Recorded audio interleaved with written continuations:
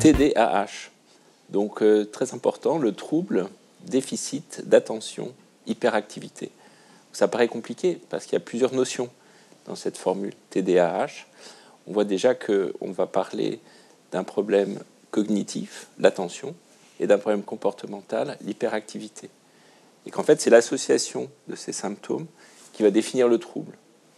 Et qu'il va falloir arriver à un certain seuil de symptômes pour que le trouble soit réellement présent.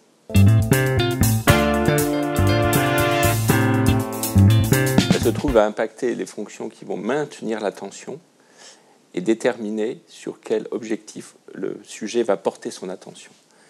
Donc c'est toute la physiopathologie de l'attention qui va être en question. C'est ce qui est fondamental dans ce trouble. C'est d'abord un trouble de l'attention elle-même, avant d'être un trouble réellement comportemental.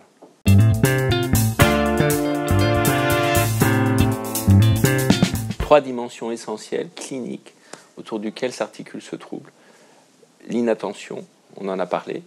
L'hyperactivité motrice, c'est-à-dire que le degré de motricité n'est pas adapté à l'âge.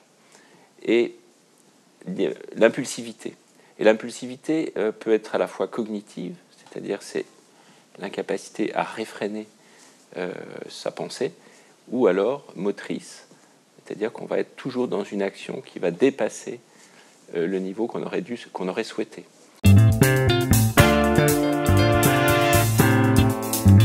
faut prendre en compte, c'est que les enfants TDAH ont une chance de réussite scolaire qui n'est pas la même que les non-TDAH.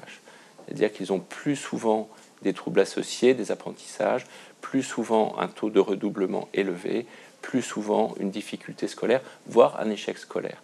Donc le TDAH est très clairement un pourvoyeur de difficultés scolaires.